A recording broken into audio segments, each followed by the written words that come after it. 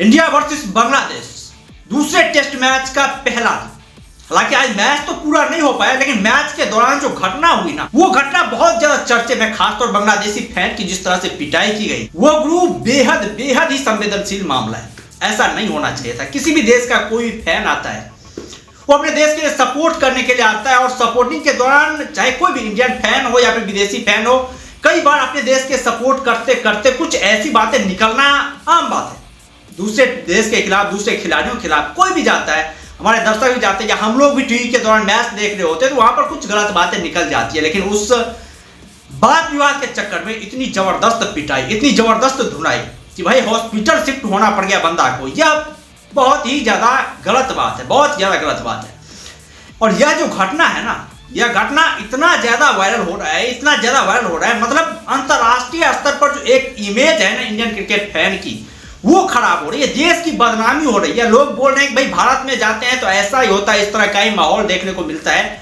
और भाई देश की बदनामी जो है ना, मतलब एक विचलित कर देने वाला समस्या है। इस तरह का मामला नहीं होना चाहिए। जिस तरह का फैन था, फैन को शक्ल देखकर ही लगता था कि भाई जिस तरह से उसने पूरे शरीर पर वो टाइगर का टैटू बना के रखा था, उसे देखकर ही ऐसा लग रहा था कि भाई ये बांग्लादेश का कट्टर फैन है। जैसे अपने देश के हैं सुधीर जी, उसी तरह से बांग्लादेश का भी ये कट्टर फैन था। हर एक मैच में जो है इसको देखा जा सकता है। बांग्लादेश का जितना मैच होता है, हर एक मैच में ये जो दर्शक था वो जाता था मैच देखने के लिए। और वहां पर इसी तरह का कट्टर फैन जो होते हैं, हर एक देश के होते हैं कट्टर फैन। और कट्टर फैन जो होते हैं वो बहुत ज्यादा लाउडली वो चीखते हैं, चिल्लाते हैं, अपने देश के सपोर्ट में कुछ बातें बोलते हैं, कुछ उनके मुंह से गलत बातें भी निकल जाती है। भारत के ही सुधीर जी हैं, वो भी जाते हैं पूरे देश विदेश, जहां तहां हर जगह जाते हैं वो। तो ऐसी स्थिति में क्या वो इंडियन टीम को सपोर्ट करेंगे, या फिर लाउडली सपोर्ट करेंगे, या फिर दूसरे देश के खिलाफ जो है उनकी कुछ गलत बातें निकल जाएगी, तो उनको यदि पीटा जाए तो कैसा लगेगा इंडियन फैन को? बहुत ही बुरा लगा। उसी तरह से बांग्लादेश का जो फैन है उसको पीटना बहुत बुरा लगा, चाहे जिस भी रीजन से। हालांकि रीजन तो यह बताया जा रहा है भाई कि मोहम्मद सिराज को ये गालियां दे रहा था, लेकिन लग नहीं रहा है मोहम्मद सिराज को ये गालियां दे रहा था। यदि गालियां दे भी रहा था तो भी इतनी जबरदस्त पिटाई जो है वो कहीं से जायज बात नहीं, कहीं से भी जायज बात नहीं।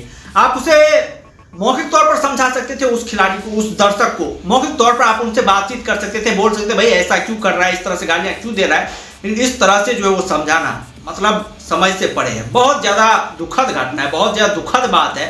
इस तरह से जो है वो धुनाई करना किसी भी दर्शक की, मतलब कहीं से भी मान्य नहीं, कहीं से भी मान्य नहीं। हम लोग एक तौर पर यह भी मान सकते हैं कि बांग्लादेश में जिस तरह की घटनाएं इस समय हो रही है, जिस तरह से वहां पर सरकार के बदलने के बाद जिस तरह से हिंदुओं पर घटनाएं हो रही है, उसको लेकर नाराजगी सभी को है, बांग्लादेश के खिलाफ सभी को है नाराजगी। लेकिन नाराजगी है तो भाई आप बीसीसीआई के प्रति जो है वो नाराजगी दिखाते, वहां पर जो सड़क पर उतर करके इस टेस्ट मैच का विरोध करते कि भाई बांग्लादेश के खिलाफ ऐसी स्थिति में टेस्ट सीरीज क्यों करवाई जा रही है, क्यों बांग्लादेश के खिलाफ भारतीय टीम को टेस्ट मैच खेलने के लिए आमंत्रित किया जा रहा है, खासतौर पर तब जब इतनी जो है विकट समस्या है, बांग्लादेश में लगातार नरसंहार किए जा रहे हैं वहां पर। तो इस तरह का धरना प्रदर्शन मैच से पहले होना चाहिए, टेस्ट मैच के दौरान होना चाहिए। लेकिन जब कोई खिलाड़ी आपके यहाँ आ रहा है, आपके यहाँ खेलने के लिए मैच हो रहे हैं, वहां पर मैच के दौरान इस तरह का घटना मतलब बहुत ही शर्मसार कर देने वाला है, बहुत ही शर्मसार कर देने वाला है।